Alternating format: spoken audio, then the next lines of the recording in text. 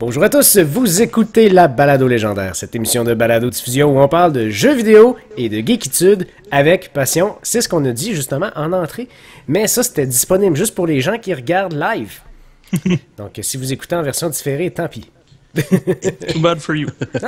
Non mais sérieusement Anthony, il faut quand même donner un petit bonus pour les gens qui sont là live avec nous.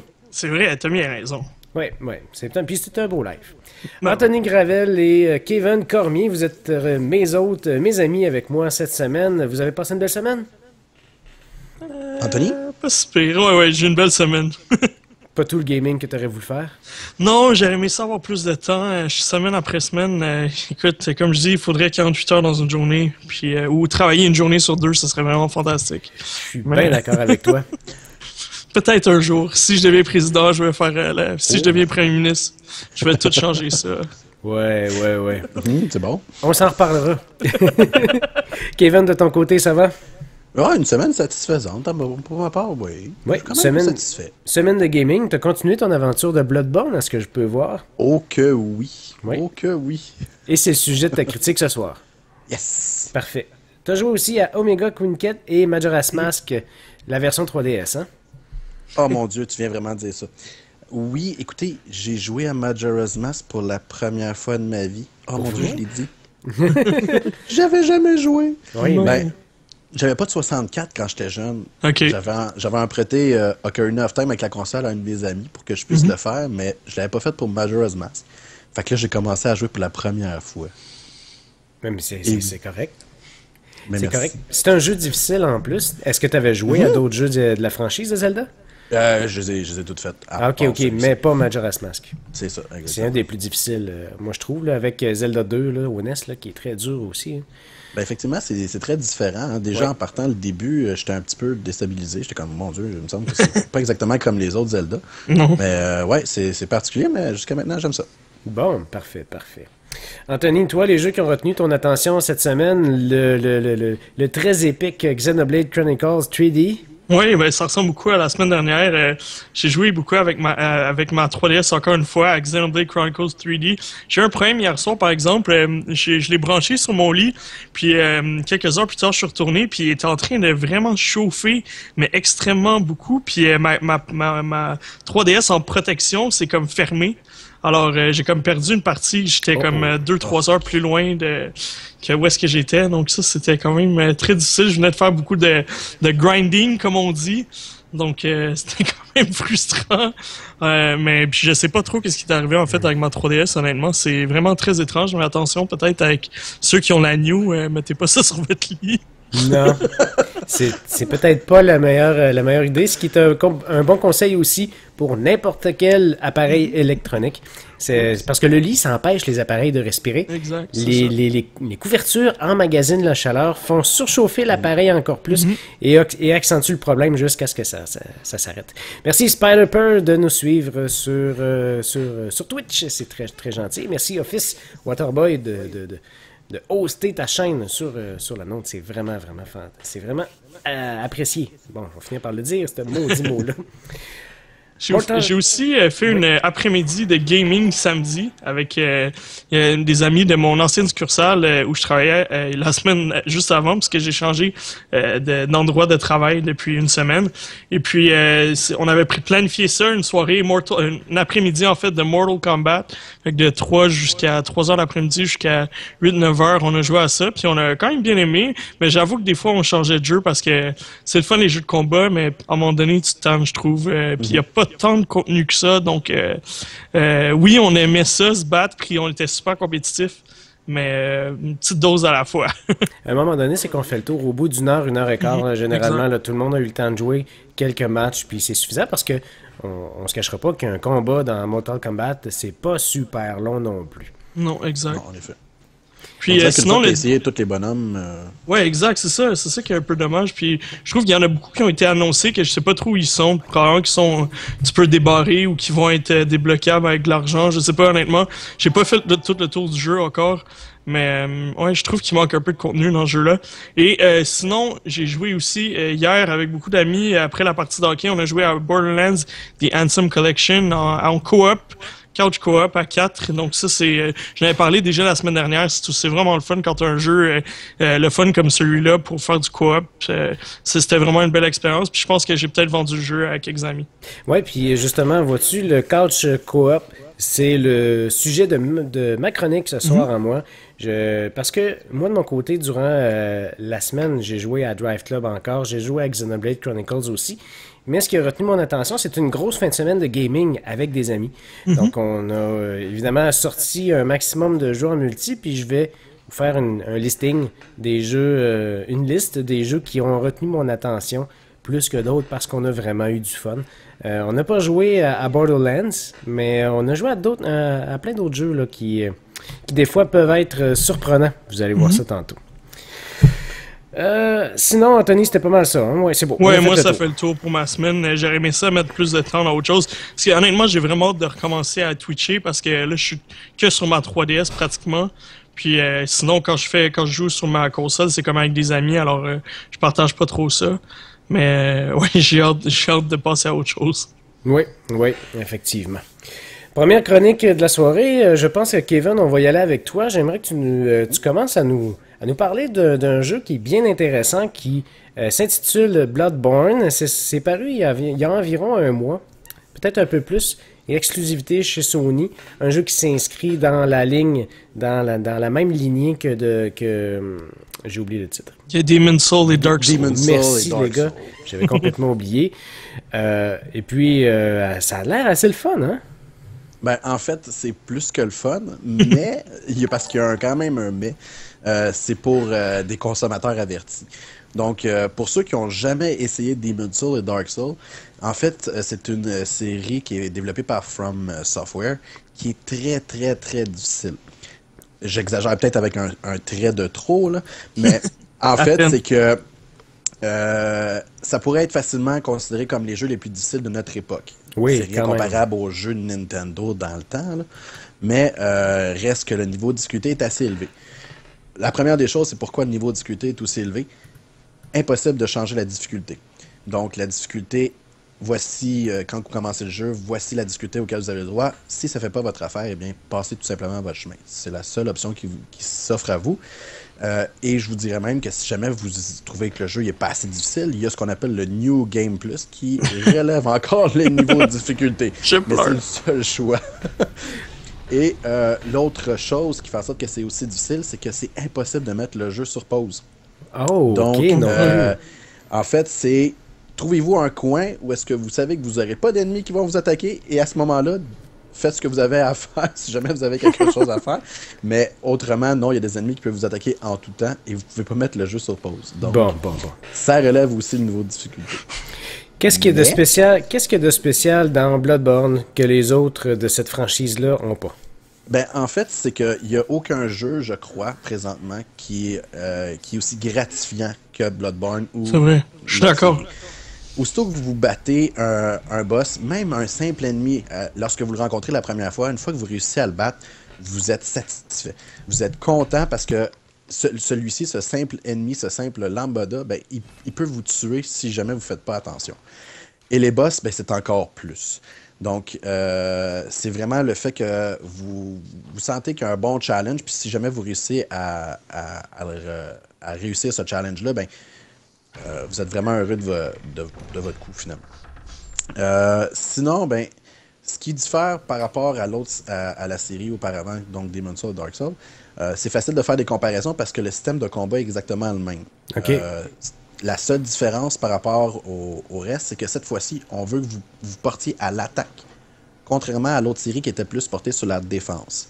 Ce que je veux dire par là, c'est que lorsque vous attaquez un ennemi ou qu'un ennemi vous attaque, lorsque l'ennemi vous attaque, vous perdez l'énergie. Moi, d'ailleurs, dans les images là, que je suis en train de présenter, on voit comme le premier combat qui est un espèce de loup-garou, là. Puis la personne, je sais pas, peut-être qu'elle a essayé d'éviter, la personne du vidéo que j'ai pris, puis elle est morte tout de suite, instantanément. Ça doit être moi. Puis, c'est ça. Si vous répliquez assez rapidement, eh bien l'énergie que vous avez perdue, vous pouvez la regagner. Ah, OK. Contrairement à l'autre série où ce que vous deviez vraiment bloquer et contre-attaquer de préférence. C'est ça vraiment la distinction. Donc, le jeu est beaucoup plus nerveux qu'auparavant, que ce qui se faisait dans les autres séries. Ce qui, personnellement, a vraiment amélioré le jeu. Parce Ouais, que je ouais, trouvais que... Oui, vas-y, Anthony. si tu peux me permettre, moi, j'avais déjà commencé à jouer à Dark Souls, puis le fait que c'était toujours porté sur te laisser te faire attaquer puis bloquer avant de toi-même attaquer, ça me dérangeait. Tandis que là, le fait de juste éviter la première attaque puis tout de suite commencer à frapper ou même être le premier qui porte le coup, pour moi, je trouvais ça plus intéressant pour quelqu'un qui avait pas joué ou qui trouvait l'approche plus difficile. Ben, en fait, c'était ma grosse critique par rapport à la série Dark Souls, Demon's Souls, c'est que je trouvais ça plus passif que d'autres choses. C'est-à-dire qu'il fallait vraiment attendre avant de pouvoir faire une attaque. Donc là, cette fois-ci, c'est rendu beaucoup plus nerveux.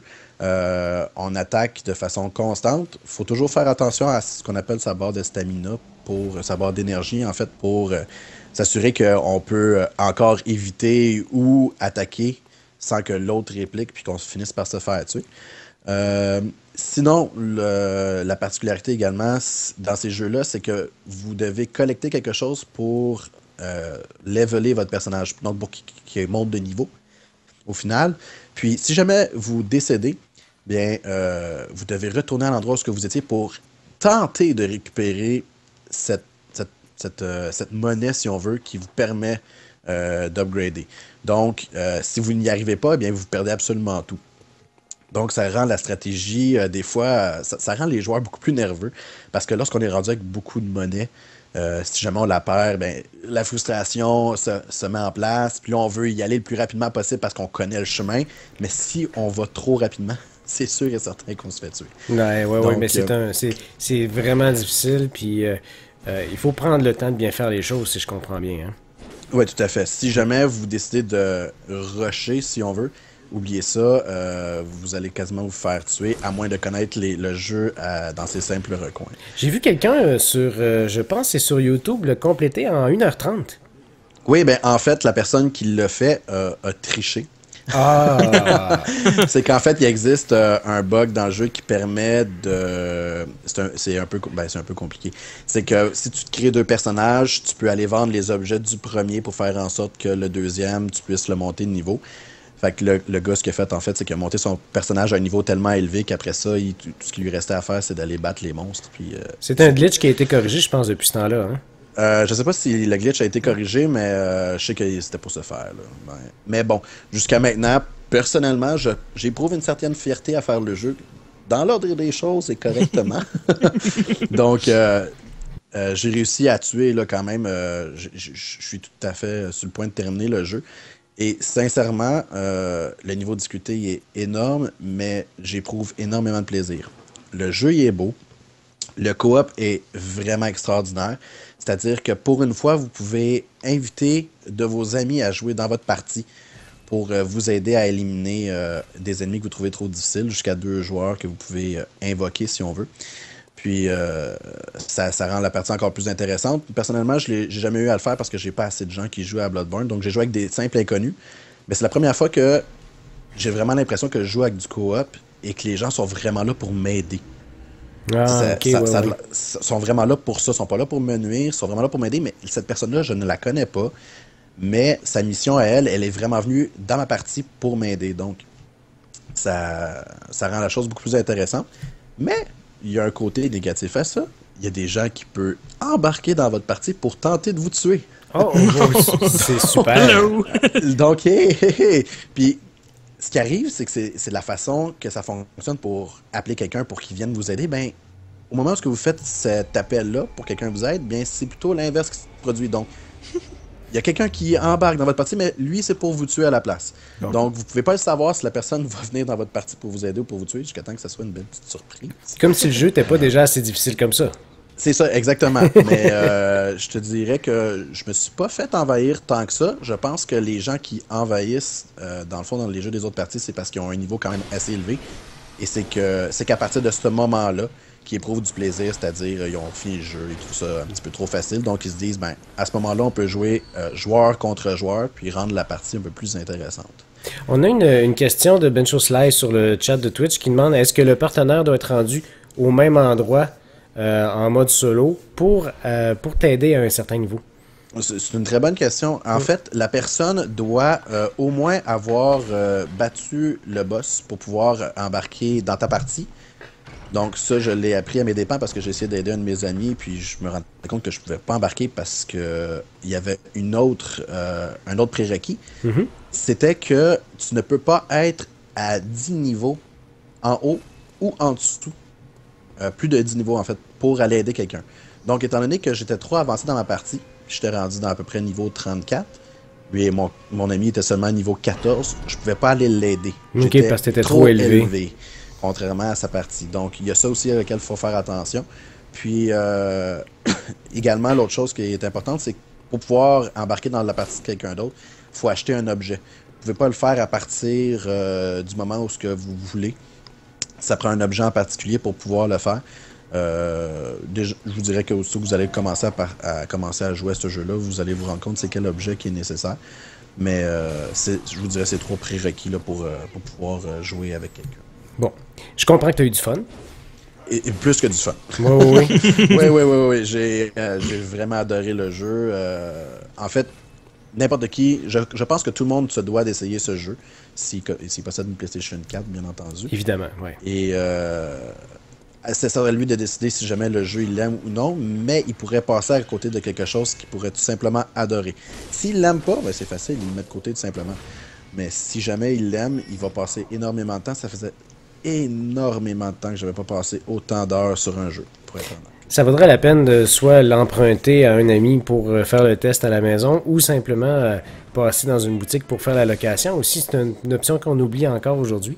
Mais peut-être que l'achat à 70$, si on n'est pas sûr si c'est vraiment notre genre, peut-être faire attention. Hein? Je ne recommande pas l'achat si jamais vous avez jamais joué au moins à Demon's Souls, Dark Souls pour avoir une bonne idée de ce que c'est. Faut vraiment faire l'essai auparavant parce que sinon vous pourriez non seulement le regretter, mais peut-être que votre manette de PlayStation 4 pourrait en manger un coup ainsi que votre téléviseur. Ouais, puis ça coûte cher maintenant. Hein? Ça coûte cher une manette, là, 79 là, avec la montée. En plein ça. Ouais. Donc, je le conseille vivement. C'est pour cette raison que je lui ai donné la note de 9.5 sur 10. Sincèrement, c'est mon jeu de l'année jusqu'à maintenant. Wow! Quand même, c'est pas banal. Merci Kevin pour ta critique de Bloodborne. Si vous avez aussi de goût d'avoir plus de détails, vous pouvez toujours vous rendre sur notre site web sur épélégendaire.com, chercher avec la zone de recherche pour la critique de Bloodborne ou simplement directement dans la section critique. Voilà pour Bloodborne pour ce soir. Et de notre côté, moi, j'irai avec ma chronique, Anthony, si tu veux. Oui, bien. Vas-y, bien sûr. En fait, moi, ce qui arrive, c'est que j'ai passé un week-end avec des amis, notamment avec Max Dubé, qui est un de nos collaborateurs aussi en même temps sur le site, parce qu'on est des gens, on se connaît, on se côtoie, on est des amis, on s'aime. On fait une fin de semaine de gaming chez lui, donc on a traîné nos consoles, tout le monde en même place. J'ai amené ma Xbox One chez lui, j'ai même acheté une manette parce qu'on n'avait pas assez. On a joué une foule de jeux et puis ça m'a donné le goût de donner... de faire un retour un peu sur les jeux qui ont retenu notre attention parce que moi, ce que j'aime dans le gaming multijoueur avec des amis comme ça, c'est tout le monde assis sur le divan puis on joue au même jeu ensemble ou tu sais, chacun notre tour pour regarder. Puis il y a des jeux qui se portent mieux à ça que d'autres. Premier jeu, nous, on a toujours un classique, notre gang d'amis NHL 15. Donc, classique. C'est vraiment un classique. On a une grosse déception cette année parce que tout le monde avait apporté leur manette de PlayStation 4 et la PlayStation 4, cette console d'année, ne supporte que 4 contrôleurs. Ce qui est comme vraiment, vraiment triste parce que sur PS3, on jouait facilement 6 joueurs. Donc, c'est ce qu'on avait prévu. Et là, on n'a pu jouer que 4 seulement. Donc, ça, c'était bien dommage. Moi, j'ai NHL 15 sur Xbox One. J'avais juste 4 manettes, donc j'ai pas testé pour rien. Ça me donnait rien. Mais je sais que la Xbox One supporte plus de manettes. Savez-vous si NHL 15 supporte plus de joueurs que la version PS4? C'est ça qui m'étonne parce que la PS4 est supposée soutenir plus que 4 manettes. me semble. Dans la présentation. Du moins, on a fait la recherche juste pour confirmer, puis ouais. c'est pas le jeu, c'est la console qui nous empêchait de pairer une 5e manette, donc c'était bien dommage. Fait que on a quand même joué NHL, c'est un de nos jeux préférés en gang, c'est juste qu'on alternait, mais c'est toujours une partie qui est bien intéressante. Pourquoi? Parce que l'écran, comme c'est une partie de hockey, l'écran n'a pas besoin d'être partagé entre les joueurs. Puis tout le monde peut faire tout le monde peut avoir son moment de gloire aussi. Et quand vous jouez bien en équipe, faire des beaux jeux de passe et tout, c'est beaucoup plus intéressant que de jouer seul. Un jeu, évidemment, là, qui a retenu notre attention en multijoueur, on était du côté de Nintendo, Mario Kart 8. Le timing était parfait pour faire des courses à 200 cc. C'était vraiment cool. L'avez-vous essayé? Non, pas encore. Non, le mode 200cc, c'est vraiment cool. Ça va super vite, c'est très rapide. Les nouvelles pistes sont vraiment bien pour ça. On a eu bien du plaisir avec ça. On a arrêté tôt parce que dans Mario Kart 8, surtout en mode 200cc, c'est pas tout le monde qui avait déjà joué. Donc, puis moi, j'avais joué beaucoup. Donc, j'ai jamais perdu. Puis on faisait des parties. Ouais, c'est ça. On faisait certaines parties où est-ce que moi, exemple, je pouvais terminer premier et les autres terminaient comme 8, 9. 2 tours derrière. 2 tours derrière. Non, sur 3 tours. Ouais, c'est ça. Donc, on exagère un peu, mais oui, je suis quand même bon à Mario Kart. Donc, pour eux, c'était difficile. Donc, on a réduit ça à 150cc. On a quand même beaucoup de plaisir. Mario Kart, c'est un jeu qui est accessible pour tous. On peut jouer jusqu'à 4 joueurs en même temps. C'est parfait lorsque vous faites une soirée pour jouer dans le salon avec les chums.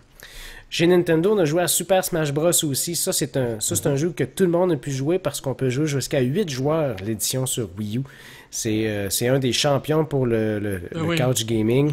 Mais comme Mortal Kombat, comme on parlait en show, au début du show, Anthony, c'est un jeu que les gens finissent par se tanner au bout d'un certain moment. Donc, au bout de 1 heure à 1h15, on a pas mal fait le tour, surtout quand c'est tout le temps la même personne qui gagne encore. Tu sais, les jeux de Nintendo, à la base, je joue quand même beaucoup, donc c'est ce qui arrive.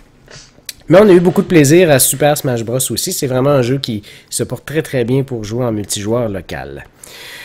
On est allé du côté de la PS4. On a joué Diablo 3. On a joué sur Xbox One. Diablo 3, 4 joueurs, ça aussi, maximum. On parlait de Borderlands comme jeu coop. Diablo 3, on l'oublie souvent. C'est un jeu coop qui est super cool à faire. Tout le monde se démarre un personnage, vous commencez l'aventure du début, puis si vous voulez, vous faites ça toute la nuit, faire ça jusqu'au lendemain matin, vous allez avoir terminé le jeu. C'est à peu près 10-12 heures, je pense. Non, c'est beaucoup plus que ça. C'est peut-être 15 heures pour passer l'aventure solo dans un groupe qui a déjà joué, puis que tout le monde fait ça pas mal tout d'un bout. Donc, ça peut occuper vraiment une grosse partie. Le défaut, c'est que si vous avez déjà vos personnages puis qu'ils sont pas tous au même niveau, ça peut peut-être être moins intéressant de les matcher ensemble. Ceci dit, les personnages suivent vos comptes Xbox Live et j'ai pas vérifié, mais c'est probablement vrai aussi pour le PlayStation. Donc, si vous avez déjà des personnages de créer sur votre compte puis que vous connectez votre compte sur la console de votre ami, vous allez avoir déjà vos personnages qui sont là. Donc, oui, c'était pareil avec Borderlands, c'est vraiment pratique. Ouais. C'est très cool. Donc, ça, je trouve ça super pratique comme option. Puis, ça fait que vous n'êtes pas nécessairement obligé de débuter au début de l'aventure si vous avez déjà des personnages. Puis les personnages les plus faibles vont juste comme rester un petit peu en arrière un certain temps. Ils vont faire beaucoup plus d'expérience puis ils vont finir par rattraper les autres progressivement. Donc, fait que Diablo 3, c'est quelque chose qui a retenu mon attention aussi. Une grosse surprise, un jeu qui s'appelle iDarb sur Xbox. Oui, ça c'est drôle. Oui. On a installé ça vraiment pour jouer à ça. On peut jouer sur Xbox One. On a fait des parties à 3 contre 3, donc à 6 joueurs. C'est un jeu indépendant. Ça ressemble à une espèce de jeu de soccer comme vraiment psychédélique. Les 3 joueurs doivent simplement voler le ballon et aller marquer dans le but adverse. Les contrôles sont super simples. On a juste un bouton pour sauter, un bouton pour lancer. Il sert aussi pour voler le ballon à un adversaire. Puis on a un bouton pour faire des passes. Donc, c'est les 3 boutons principaux là, du jeu. C'est super simple. Tout le monde comprend qu'est-ce qu'il y a à faire. Puis la twist, c'est que la partie est toujours connectée en ligne, même si vous ne jouez pas en ligne directement. Donc, il y a quelqu'un qui peut envoyer un tweet au code de votre partie, puis faire apparaître des événements complètement farfelus dans votre partie. Donc, ça a été un des plus gros succès de notre soirée. C'était vraiment le fun. On a joué beaucoup plus longtemps, étonnamment, à iDarb qu'on a joué à Mario Kart et à Smash Bros. Les gens ont vraiment trippé, puis en plus, c'était gratuit sur Xbox Live pour Gold, là. Donc, j'en ai profité pour ça. Le jeu, ça s'appelle iDarb. Anthony vient de l'écrire sur le chat de Twitch. C'est IDARB, tout en majuscule. C'est vraiment, vraiment cool. Ça, quand on joue tout seul, là, ça a l'air de rien. Mais quand on joue en gang, le fun pogne, puis c'est vraiment trippant. C'est vraiment, vraiment le fun. En fait, j'en avais fait la critique. Ça a été une de mes premières critiques sur le site. Puis, c'est vrai. C'est vraiment ça qui en est ressorti de ma critique. C'est un jeu idéal pour le couchsurfing. Le couchsurfing, le couch gaming, sincèrement, ça sert à rien d'autre que ça. Puis effectivement, c'est des heures de plaisir quand t'es plusieurs chez vous à jouer à ça. En solo, ça veut rien dire. Là. Non, aucunement. Il y a une campagne solo, là, je me sens entre guillemets, là, c'est comme très très court. Là. Mais c'est très louche aussi. Il y a des commentaires vraiment étranges dans cette campagne solo-là. Oui, c'est très drôle. C'est drôle, c'est super humoristique. C'est un jeu qui se prend pas au sérieux, mais c'est vraiment le fun. Si vous avez une Xbox One, c'est exclusif présentement. Je sais pas si ça va l'être pour toujours, mais c'est vraiment, vraiment très cool. Donc, allez jeter un coup d'œil du côté de iDarb. Grosse surprise, là aussi, du côté d'un jeu indépendant sur PlayStation 4. Celui-là se joue à 2. Mais donc, c'est 2 personnes qui doivent jouer seulement et les autres regardent. La twist, c'est que vous jouez chacun un bras. Le jeu, ça s'appelle Surgeon Simulator. Vous devez effectuer des opérations. Chaque joueur pilote le bras du chirurgien qui doit compléter l'opération et le jeu. La physique est complètement dégueulasse. Les graphismes sont vraiment pas beaux. Mais c'est tellement drôle parce que les contrôles du personnage sont super difficiles. En fait, on a vraiment le contrôle complet d'une main. Mais là, il y a un bouton pour plier ces doigts-là. Là, je le montre à l'écran. Là. Il y a un bouton pour plier les 3 derniers doigts, un bouton pour plier les autres. Il y a un stick qui sert à faire ça avec la main. Donc, les flexions de la main et les rotations. L'autre stick sert à déplacer le bras, puis à le monter, puis à le descendre avec les gâchettes en arrière. C'est super compliqué à contrôler. Mais j'imagine pas. Déjà, c'était difficile avec un clavier. J'imagine pas avec une souris. Là, ça doit être terrible. Ah ouais. Toi, t'aimes ça souffrir. Hein? C'est qu'Anthony, c'est que ça donne des résultats qui sont tellement comiques quand on joue à ça. Puis les opérations à réaliser, c'est vraiment ridicule. Tu sais, la première opération, il faut ouvrir la cage thoracique du patient. On casse toute la cage thoracique avec un marteau. Tu jettes les morceaux à terre, c'est pas grave. T'arraches les poumons, t'arraches tout le stock. Puis t'es pas obligé de les remettre dedans, tu t'enlèves le cœur, tu fais juste dropper le cœur dedans, puis c'est fini, tu sais. Mais dit comme ça a l'air comme vraiment facile, mais c'est excessivement difficile de réaliser une opération dans ce jeu-là. Puis là, évidemment, plus que tu t'approches ton patient, plus que sa perte de sang augmente en millilitres par seconde. Puis il y a un maximum qu'il faut pas dépasser parce que le patient meurt. C'est des trucs qui arrivent. Puis pour arrêter le saignement, il y a une piqûre verte que tu peux utiliser, que tu dois réussir à attraper, puis piquer le patient avec. Mais si tu piques ton bras avec la piqûre verte, là, tu pars sur une espèce de botte d'acide où est-ce que tout devient vraiment weird. Puis là, faut que tu trouves la deuxième piqûre qui est sur la table pour te repiquer avec avec ça, puis que l'image redevienne normale. Ouais. C'est tellement absurde, là. Je me rappelle plus du nom du studio, c'est vraiment drôle, c'est Surgeon Simulator. Ils viennent juste de lancer un autre jeu sur PC qui s'appelle I Am Bread. Donc, il faut contrôler une tranche de pain. Ça utilise le même engin, donc la physique est tout aussi dégueulasse. Fait que j'ai pas plus à dire que ça. Allez voir des images sur YouTube de Surgeon Simulator. C'est vraiment drôle. C'est un must. Ça, je l'ai eu en spécial sur le PlayStation Network à 91 cents.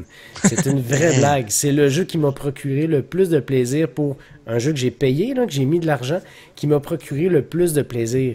Mais en coop, déjà, quand on joue tout seul, c'est drôle. Mais quand on joue en coop, c'est tordant parce que là, chaque joueur pilote son propre bras. Là, les bras deviennent mélangés. Ils sont plus... Ah, c'est ça, c'est ça. C'est n'importe quoi. Mais j'ai trouvé le studio, c'est Bossa Studios. Bossa Studios. Merci, Anthony. Ouais. Donc, ça, c'était un de mes jeux préférés à moi et c'est sans doute ce qui a retenu le plus l'attention durant cette soirée-là. Le lendemain, je suis pas allé, mais la gang ont joué à Helldivers aussi, qui est un jeu co-op sur PlayStation 4. Puis c'est un jeu aussi qui se porte très très bien à ça. Donc là, vous avez une belle liste là, pour la prochaine fois que vous allez jouer en couch gaming avec vos amis, faire du multijoueur local, que vous ayez une Nintendo, une Xbox One ou que vous ayez une PlayStation 4. Vous avez comme en main là, déjà plusieurs bons jeux pour vous partir. Fait que ça avec quelques jeux de table, quelques jeux de plateau. Vraiment super. Ça fait une soirée très, très réussie. Et n'oubliez pas l'alcool. Pour les adultes. Mais pas trop. La modération a bien meilleur goût. Sauf une fois au chalet. Sauf une fois au chalet. Anthony. Oui. Est-ce que c'était une nouvelle ou c'était une critique? Est-ce que tu voulais nous parler pour C'est pas vraiment une critique, mais c'est comme une nouvelle plus détaillée que les nouvelles qu'on fait habituellement. Parfait. Donc, tu voulais nous parler que Microsoft est en plein déploiement pour une campagne de marketing pour Halo 5. Oui, et puis c'est pas nouveau que Microsoft met beaucoup d'argent en marketing pour des jeux en lesquels ils croient. Moi, je l'ai remarqué la première fois avec Halo 2, il avait fait une espèce de campagne de réalité alternative où est-ce que tu allais sur un site qui était I Love Bees, puis il y avait comme tout un mystère derrière ce site-là, puis ce site-là avait été comme teasé, si on veut. Le site avait été mis à la fin du trailer de Halo 2. Là, tout le monde avait été là-dessus, puis ça avait fait, je pense qu'il y avait 3 millions de personnes qui avaient visité ce site-là, puis à l'époque, en 2004, c'était quelque chose de gros, puis c'était quelque chose qui avait été quand même viral. Donc, encore une fois, 11 ans plus tard, Microsoft est encore pleinement dans leur marketing pour Halo. Ils croient encore beaucoup en leur jeu. Et puis, ça a commencé il y a à peu près un mois. On a une première bande-annonce. C'est vraiment, ce que je veux vous dire là, c'est vraiment quelque chose qui est plus pour les fans, les connaisseurs de Halo, parce que, puis ceux qui ont suivi jusqu'au 4e opus, parce qu'évidemment, le 5e s'en vient à la fin de l'année. Ils l'ont annoncé le mois dernier qu'il allait sortir le 27 octobre prochain. Donc, ce qu'on a vu dans la première bande-annonce, c'était une espèce de balle qui allait directement vers un casque de Master Chief qui partait en éclats. Et puis, sur la balle, on pouvait voir traître. Alors, tout le monde a commencé à se demander, oh mon Dieu, qu'est-ce qui se passe avec notre Master Chief? Est-ce que c'est vraiment un traître? Et puis là, la semaine suivante, il y a eu 2 autres bandes annonces qui ont été lancées pendant The Walking Dead. Donc, ça a dû coûter une méchante beurrée pour avoir une annonce pendant une série télévisée aussi populaire que ça. Et puis, la bande-annonce, c'était 2 bandes-annonces qu'on voyait. Dans les bandes-annonces, la première, on voyait Master Chief qui s'approchait tranquillement de Agent Lowe, qui est le 2e protagoniste du 5e jeu. Et puis, Lowe qui est à terre, puis est sur le point de mourir. Puis tu vois Master Chief très content de son coup. À l'inverse, après ça, tu vois la même campagne, mais les rôles sont inversés. Cette fois, c'est Lowe qui... tu vois Master Chief à terre avec une balle qui a l'air de sniper qui vient de transpercer son cœur, puis à terre, puis ça va vraiment pas bien. Et puis, ils ont utilisé le hashtag Hunt the Truth, donc pour chasser la vérité, parce que on sait pas trop qu'est-ce qui se passe. Est-ce que c'est vraiment la fin de notre héros qu'on aime autant, qu'on aime tant? Mais pour moi, c'est tellement Master Chief, pour moi, c'est un dieu. Là. Je vais toujours rester. J'ai toujours ce gars-là. Pour moi, c'est le meilleur héros. C'est ma franchise. Quelqu'un m'a demandé en fin de semaine, c'est quoi ta franchise préférée? C'est quoi ton jeu préféré? Puis pour moi, ça reste encore Halo. C'est la poubelle la plus futuriste qui existe. Shots fired. Mais non, écoute, c'est pour les vrais connaisseurs puis les vrais joueurs de shooter. Ah, t'as bien répondu, c'est bon. Anthony, on a un extrait audio de la bande. Est-ce que tu veux qu'on le fasse jouer maintenant? En fait, je voulais juste enchaîner sur quelque chose avant de passer à cet extrait audio-là. C'est que, évidemment, c'est ce qu'on a vu, c'est Master Chief vers la fin, dans le dernier teaser de E3 2013, on voyait qu'il était comme à la recherche de quelque chose, il était dans le sable, puis on sait pas trop qu'est-ce qui se passait. Mais ceux qui ont suivi, qui ont fait la lecture de la BD qui s'appelle Halo Escalation, ont une petite idée, puis ils commencent à se dire que Master Chief, ça serait très logique, est en train de chercher Cortana qui est spoiler alert, ceux qui n'ont pas fini le 4, qui a rendu l'âme, malheureusement. Donc, ce serait quand même assez logique qu'il aille à sa poursuite. Et puis, évidemment, ben, là, il y a l'autre Spartan Locke, qui s'en va avec The Arbiter, un personnage très aimé par les amateurs de la franchise, qui partent à sa recherche. Et puis, évidemment, là, il y a une page Tumblr qui a été créée qui s'appelle On the Truth, où est-ce qu'il y a un journaliste, photographe de guerre, qui tente de creuser davantage dans les origines du super-héros. Et puis là, on peut enchaîner maintenant avec le court extrait audio. C'est le premier extrait qu'il y a sur le site. C'est onthetruth.tumblr.com. On va commencer ça tout de suite. Excellent.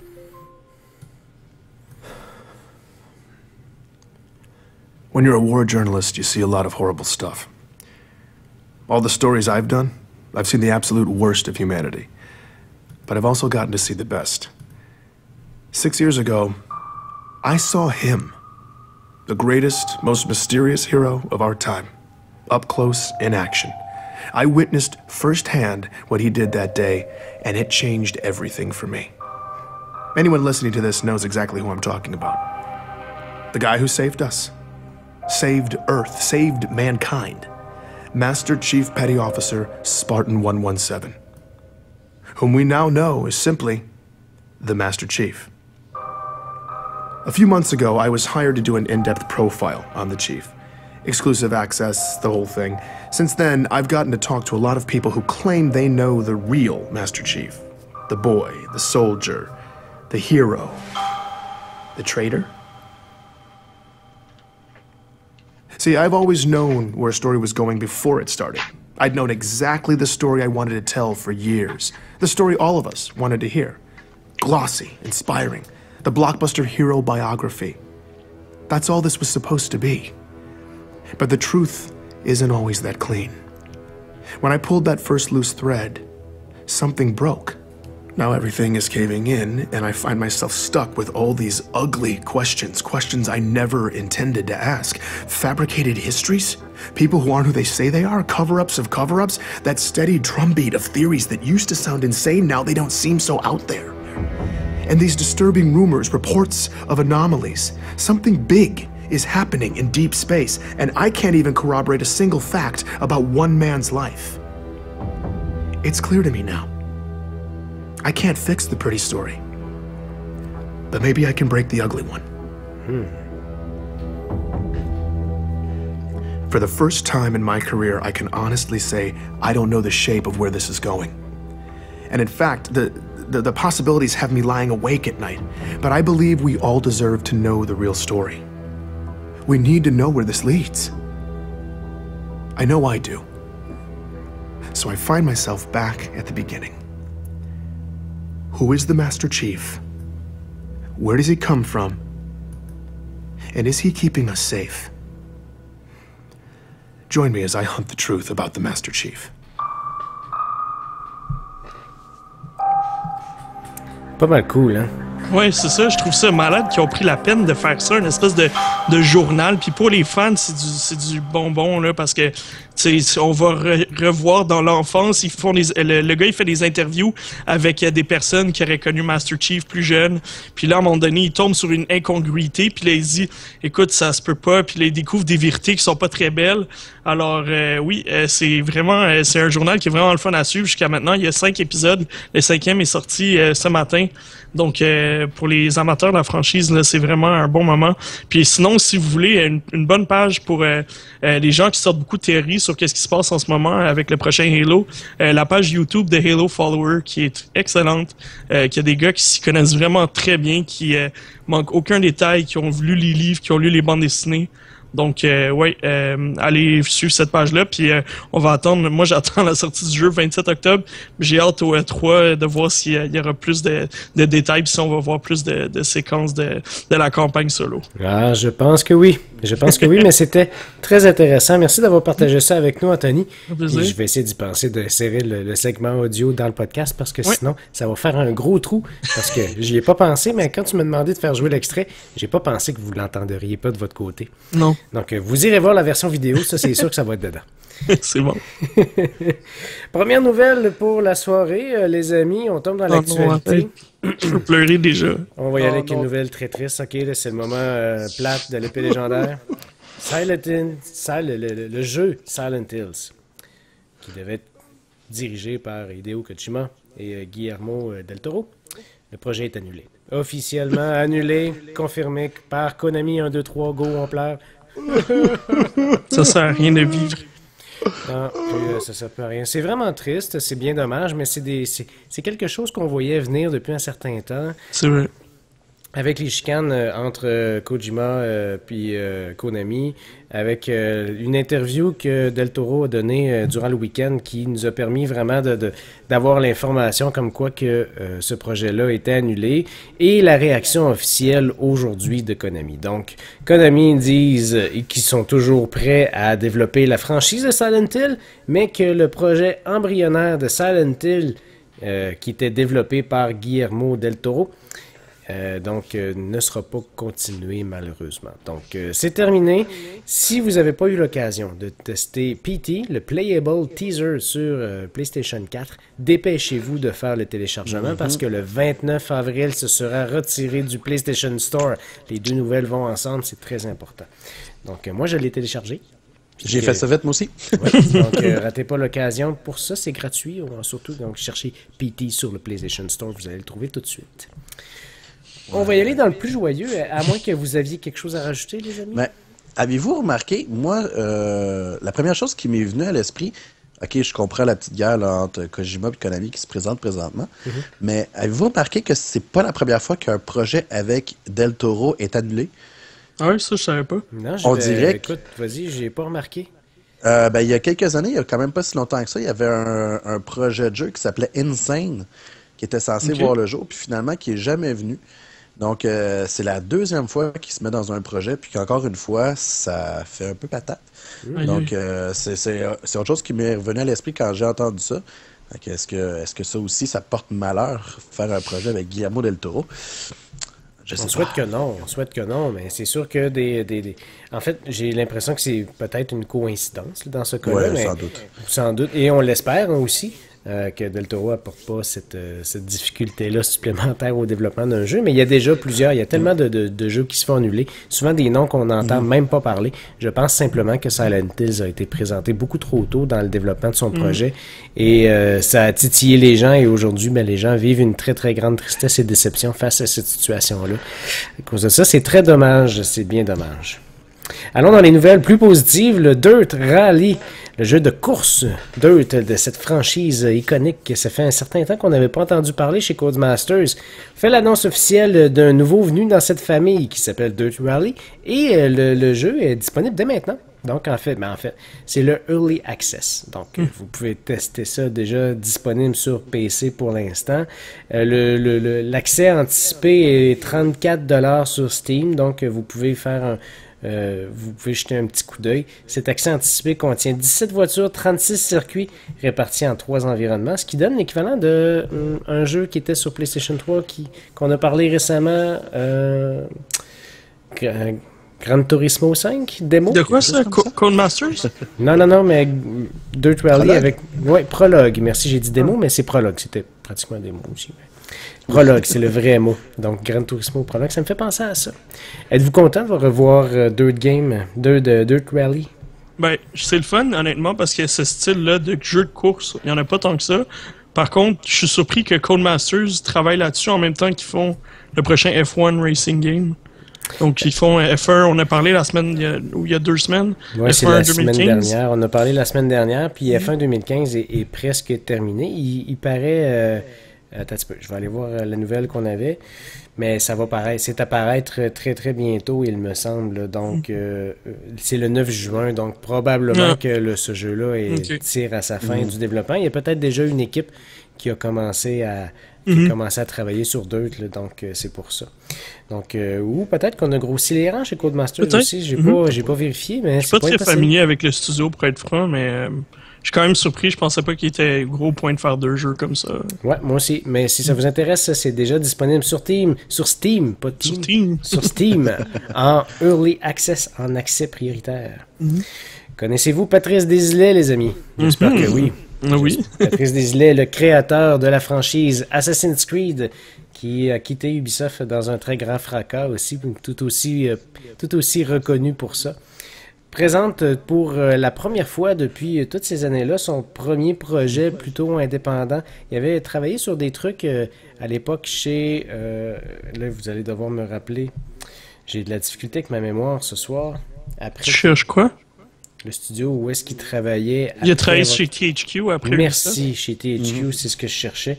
Donc, un court passage là aussi jusqu'à ce que THQ soit racheté par Ubisoft et qu'il reperde son emploi une seconde fois. Donc, maintenant, Désilets a décidé de lancer un nouveau projet qui s'appelle Ancestors de Humankind Odyssey. Donc, on a des premières informations là-dessus. Il y a une bande-annonce qui est disponible sur YouTube. Ça semble très intéressant. On a très peu d'informations précises à donner sur ce projet-là, mais ça s'en vient. Donc, Non, mais ce qu'on comprenait de la vidéo, c'est que ça serait peut-être l'histoire de notre évolution. Fait que je sais pas à quel point ça va aller, mais dans la vidéo, il reculait jusqu'à comme moins plusieurs centaines de milliers d'années avant Jésus-Christ. Donc, c'est vraiment... on recule très loin pour faire ce jeu-là, selon ce que je comprenais. Oui. Donc, on verra. Patrice Désilets, qui est manifestement un grand amateur d'histoire aussi, parce que, à quelque part, Assassin's Creed, c'est une franchise qui touche énormément l'histoire. Une réalité alternative un peu de la nôtre, si on veut, où on imagine des protagonistes qui viennent influencer notre histoire. Mais quand même, c'est très, très intéressant. Je suis quand même curieux.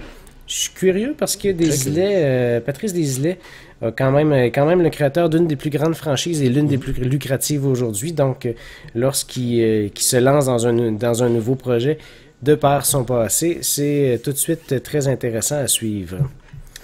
Prochaine nouvelle, une nouvelle concernant Marvel et Telltale Games qui ont signé un partenariat pour un jeu vidéo. Et là, on voit Kevin qui est très, très content. Oh oui. Kevin, pourquoi t'es content, Kevin? Ben, écoute, c'est un des studios qui fonctionne le mieux présentement. Un studio indépendant, de surcroît. C'est terrible à quel point. Je sais plus si c'est vraiment indépendant. Oui, Ils sont tellement nombreux Ouais. maintenant que ça peut plus être qualifié d'indépendant. Tant qu'ils sont pas publiés par un des grands par un publisher, ils sont considérés comme étant indépendants. Ah oui? C'est Ok. peut-être un très très grand studio indépendant, mais il est indépendant. Ok, parce que sans quand doute le plus j'avais rencontré une des filles qui fait de l'indépendant ici, puis elle a dit que c'était comme studio indépendant, c'était comme entre 5 et 6 personnes, fait que je suis comme, ouais, on est loin de ça, là. Ouais, je pense qu'à partir du moment où un studio se publie lui-même, on considère qu'il est indépendant. Ok, Il ne fait peut-être plus du jeu de type indépendant, mais le studio comme tel, c'est un... Ouais, ça fait du Je sens. pense qu'on pourrait en parler bien longtemps. Et probablement que des studios indépendants pourraient être ou ne pas être d'accord avec nous, dépendamment si, exemple, on parle d'un petit studio ou si on parle des gens chez Freemore Games à Québec, par exemple, tu sais, qui est un très très gros studio indépendant aussi. Donc, je sais pas. Mais tout ça pour dire que Telltale Games ont signé un partenariat avec Marvel pour des jeux à venir des franchises iconiques de Marvel. Ça fait, il y a beaucoup de gros jeux, de gros projets qui s'en viennent pour Telltale, hein? C'est vrai, c'est énorme, là, honnêtement. Ben, puis moi, je suis content parce que j'adore Telltale, mais wow. Moi, je sais pas. Telltale, c'est pas mon studio préféré. J'apprécie qu'est-ce que j'ai joué puis qu'est-ce que j'y ai vu, mais c'est, tu sais, je pense que ils devront se réinventer un peu dans leur formule. Oui, ça c'est vrai. Parce que là, leur formule commence à être épuisée un tout petit peu. Donc, même, là, c'est comme si on prend un jeu... Tu sais, Telltale, c'est un peu comme les jeux de Lego, hein. On a l'impression que c'est toujours la même formule, mais avec un habillage différent. C'est vrai. Donc, évidemment, là, j'ai l'air de critiquer pour critiquer. C'est pas, Non, c'est vrai, pas t'as le cas. raison. Mais c'est l'impression que ça finit par donner. Donc, j'aimerais voir ce studio-là innover un peu, comme ils l'ont déjà fait, donc parce que leur style de jeu qu'ils ont développé aujourd'hui, qu'ils sont reconnus pour ça.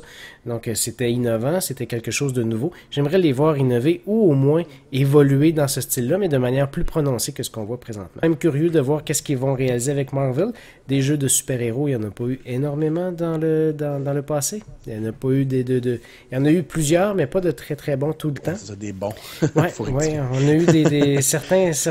on a eu certains soubresauts, des fois des très bons. Si je pense à certains jeux de Spider-Man du côté de Binox, c'est certains des fois certains très mauvais aussi. Si je pense au dernier X-Men Destiny, qui était X-Men Destiny. C'est ça, non, c'est un X-Men Destiny. C'était pas un très très bon jeu. Je l'ai complété par contre, mais c'était pas un très très bon jeu. Donc, très curieux de voir ce que Telltale vont faire avec ce prochain jeu-là. Anthony, je te relance la prochaine actualité parce que tu es tellement un grand fan de Master Chief. Halo 3 ODST va être disponible sur Xbox One et je pense que tu vas pouvoir y jouer toi de ton côté parce que tu vas satisfaire les conditions pour le recevoir dans ton Master Chief Collection. Oui, effectivement, c'est comme un petit cadeau pour la grosse déception qui entoure Master Chief Collection, surtout au niveau en fait du multijoueur parce que le solo, il y a absolument aucun problème, puis il est excellent. C'est un bon moment pour vous rattraper, ceux qui sont achetés une Xbox One puis qui n'avaient pas joué à Halo. Puis en plus, on peut le trouver quand même déjà à 49,99, donc c'est pas pire pour 4 jeux en 1. Tu me donneras le lien pour 49,99, c'est quelque chose qui m'intéresse de voir. C'est bon, je te retrouverai ça. J'ai hâte de voir pour ODST comment est-ce que les gens vont devoir débourser en téléchargement pour ceux qui ne satisfont. Tu sais, exemple, si moi, demain matin, j'achète Master Chief Collection, j'ai pas joué au jeu assez longtemps pour profiter de ce téléchargement excuse-là qui est offert du côté de Microsoft. J'ai hâte de voir comment est-ce que ce contenu-là va coûter. Je planche autour de 10-15$ peut-être. Je sais pas ce que vous en pensez. Ça ferait du sens, mais c'est quand même un jeu complet. C'était pas le préféré de tout le monde. Moi, j'aimerais beaucoup plus voir Halo Reach sortir sur cette collection-là, ce qui va sûrement sortir d'ici la fin de l'année aussi. Mais ouais, je pense que 10-15$, ça ferait du sens. Je pense que c'est ce que ça va coûter, mais l'annonce officielle n'est pas sortie encore, donc peut-être qu'ils sont encore en train de débattre de cette idée-là à l'interne. Mais veux pas, c'est toute une valeur que tu as pour le prix, là, c'est assez incroyable. Ouais, je sais. C'est juste que je me suis résolu à ne pas acheter, ou du moins le moins possible d'acheter des jeux à 70$ ou plus. Parce que maintenant... ou 79$, Ouais, c'est ça, parce qu'on en voit de plus en plus, donc parce que je trouve ça un petit peu exagéré. Donc, comme consommateur, j'ai fait le choix de ne plus aller dans ces jeux-là, à moins que je désire vraiment, vraiment le jeu. Voilà. T'as bien raison. Fait que c'est ça pour Halo 3 ODST. Kevin, toi, est-ce que t'es fan de Halo?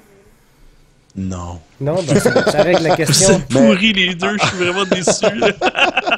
Mais c'est quoi les conditions qui devront être faites, dans le fond, pour pouvoir l'avoir gratuitement, Anthony? C'est vrai, Anthony. Il faut y avoir joué jusqu'à...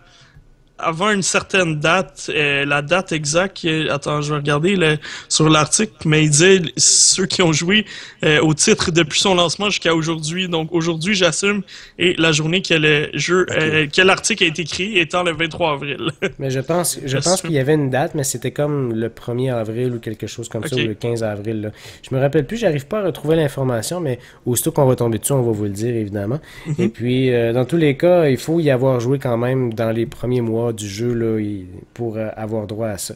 Donc, je l'ai trouvé. C'est pour être éligible, il faut être un online user, donc avoir joué en ligne entre la date du lancement qui est le 11 novembre 2014 et aujourd'hui qui était étonnamment le 19 décembre au moment qui a été écrit cet article-là.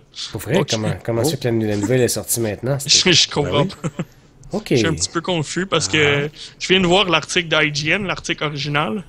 Et puis, je sais que ODST avait été annoncé il y a déjà un moment, sauf on n'avait pas la date exacte de lancement. Donc, c'est probablement juste la date qui a été ajoutée récemment. C'est pour ça. Voilà. Eh bien, j'aurai ma copie quand même gratuite, je tiens à le dire. Parce que j'ai beau pas aimer ça, j'ai acheté le jeu, je me suis essayé. Oui. Et j'aime toujours pas ça. Mais je vais finir par les faire les 4. On m'a dit que fait le 2 au moins. Hein. Certaines personnes m'ont dit que ça avait un petit peu mal vieilli, donc une chance qu'il y avait cette version remasterisée pour lui donner un petit coup de pouce. La semaine dernière, on parlait de Shovel Knight. C'était la semaine dernière, je pense, où est-ce qu'on a parlé de Shovel Knight et qu'on pourrait incarner le personnage de... Je suis certain. C'est la semaine dernière où... comment tu dis ça, Kevin? Kratos, c'est ça, merci. Donc, t'as raison, c'est la semaine dernière. C'était la semaine dernière. Donc, cette semaine, on apprend que Shovel Knight va être disponible aussi sur Xbox One. C'est sûr que Larry Herb, alias Major Nelson, n'a pas pu s'empêcher de tweeter ça aussi, parce que quand il tweet des trucs, quand on voit un petit peu trop de trucs PlayStation aussi, il lève la main et il dit « Hey, nous aussi sur Xbox, n'oubliez pas ». La division Xbox n'attend parenthèse qui ne va pas très bien financièrement parlant chez Microsoft présentement. Donc, l'annonce est parue justement du compte officiel de Larry Herb sur Twitter. Shovel Knight va être bientôt disponible sur Xbox One aussi. C'est un jeu qui va être très intéressant. C'est un jeu qui était en exclusivité du côté de Nintendo à son lancement, mais maintenant est disponible sur à peu près toutes les plateformes. Donc, on me dit, je n'ai pas joué, mais on me dit que c'est très bon, que c'est un excellent jeu. Platformer 2D avec une belle difficulté aussi. Donc, on ne saurait que vous recommander à jouer à ce jeu-là aussi. Là, il va falloir qu'il ajoute Master Chief. Sinon, Kratos. Non, Kratos, PlayStation 4. Faut qu'il y ait Master Chief sur la version Xbox One. Kratos, ouais, ça serait très drôle en fait. Hein? Ouais. Et moi, j'aimerais ça voir Kratos évidemment sur PS4, ce qui est le cas. Master Chief ou un autre personnage iconique dans Shovel Knight. Comme un char de Forza. Sur Xbox One. Un char de Forza, tu sais. Je sais pas. Ah oui. Et peut-être, pourquoi pas, un personnage de Nintendo quelconque.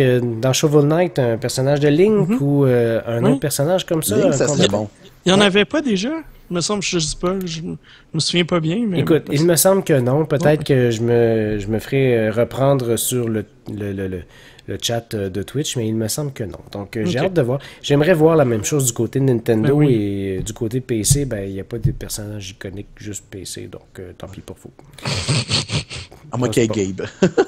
Gabe, ça pourrait être Gabe N. Gabe N qui, je ne l'ai pas mis dans le plan pour aujourd'hui, mais Gabe N qui s'est fait un peu rabrouer aujourd'hui hein, sur Reddit avec ses déclarations concernant les modders.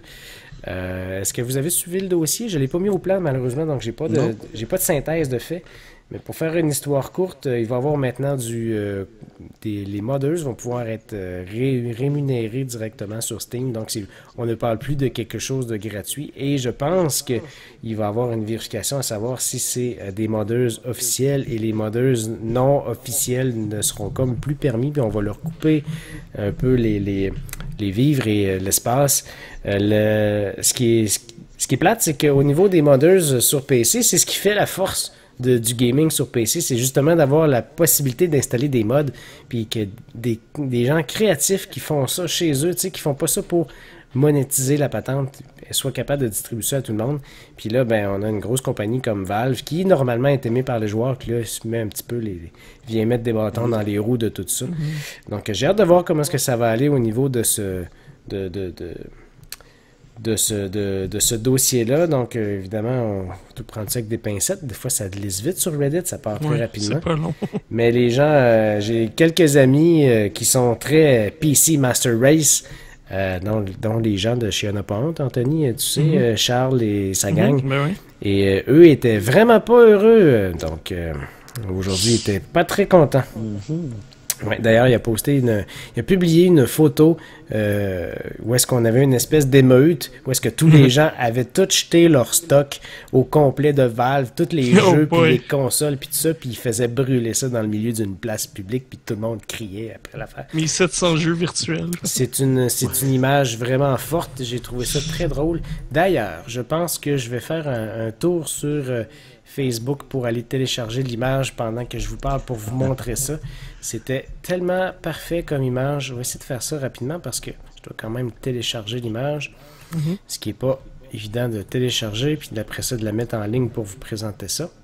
Mais ça, je trouvais que ça parle quand même énormément. Donc, je vais ajouter une image. Je vais aller la chercher. Un instant. Celle-là ici. OK. Voilà. Donc, je vais vous mettre ça. Là, les gens, vous voyez cette image-là que je parle. Je vais juste essayer de la recentrer pour qu'elle soit bien centrée, bien installée. Reset side. Non, c'est pas ça. Fit to screen. Voilà. Donc, là, vous voyez cette image-là. Donc, on voit le beau personnage fâché qui donne un bon coup de pied au logo de Valve et dans le milieu, on voit toutes les images de Gabe N qui était là, aussi avec les jeux de Portal, Steam, Dota 2, le Steam Summer Sale. Quand Internet s'emporte, puis quand Internet décide que ça dérape, c'est très drôle. Donc, c'est ce qui arrive présentement avec ça. Donc, j'ai hâte de voir qu'est-ce qui va se passer avec la communauté de joueurs sur PC. Est-ce qu'on va continuer de critiquer la situation ou est-ce qu'on va être capable de rattraper le coup du côté de Valve? On va voir. Moi, je trouve que Valve sont dus pour sortir un jeu. Tu sais, ils ont fait Dota 2, Portal, ça fait un petit moment. Il me semble qu'ils sont dus pour faire autre chose que niaiser avec leur plateforme. Là. Faites-nous de quoi. Sortez-nous un jeu, vous avez assez d'argent.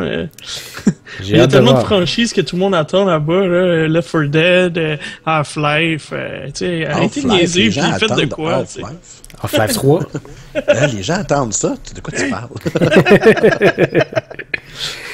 Les gars, c'est pas mal tout ce qu'on avait pour cette semaine. Si les gens veulent discuter avec vous sur les réseaux sociaux, commence par toi, Anthony. Où est-ce qu'ils vont? Sur Twitter, @commercial_agravel15. Sur le blog Branche-toi de Best Buy aussi, où est-ce que j'ai publié quelques articles récemment. Et sinon, évidemment, venez nous lire sur l'épélégendaire.com. C'est vraiment important. On a Marc qui travaille sur beaucoup de nouvelles ces temps-ci. Donc, allez lire ça, ça vaut la peine. C'est vraiment intéressant. Puis, des fois, on rajoute toujours notre point de vue. Donc, ça vaut la peine d'aller voir ça. Ça vaut la peine. Merci Anthony d'avoir participé avec nous cette semaine. Kevin Cormier, de ton côté, si les gens veulent discuter avec toi ou t'envoyer du hate mail. C'est à ton tour. Mon Dieu, où est-ce qu'ils vont? De préférence sur Twitter avec @superpouletsky, donc XKY. Et sinon, ben, si jamais vous voulez me rajouter sur PlayStation 4 ou Xbox One, parce que je suis un homme tellement agréable avec qui jouer, bien, mes informations sont sur le site de l'épée légendaire. Super, super. Merci, Kevin. Et de mon côté, c'est facile. Meilleure façon pour discuter avec moi, c'est @TrembléMax sur Twitter, mais je contrôle aussi tous les comptes officiels de l'épée légendaire, où vous allez retrouver des liens, tous les liens vers nos réseaux sociaux sur notre site web épélégendaire.com, et je vous invite à venir y faire un tour aussi une fois de temps en temps pour y lire nos chroniques, nos articles et nos critiques. La semaine prochaine, grand retour de Mélanie Boutin-Chartier au podcast, qui va venir faire un tour aussi une fois de temps en temps. Donc, Mathieu, sur le chat de Twitch, se posait la question. Donc, Mélanie devrait être avec nous la semaine prochaine. Et puis, si vous voulez m'envoyer du hate mail, ben, laissez donc faire. Allez donc vous prendre. Allez donc vous prendre, comme disait un certain podcast. Et c'est comme ça qu'on termine la balado légendaire pour cette semaine. Merci de nous avoir écoutés, merci de nous encourager, merci de venir nous visiter, nous encourager aussi sur patreon.com et /épée légendaire, ça, comme je voulais le dire. Là. Et on vous donne un rendez-vous la semaine prochaine, on l'espère, avec Mélanie, on l'espère aussi. Team Manteau. Team Manteau, Team Max, pour une autre balado légendaire. Au revoir tout le monde. Bye, bonne soirée.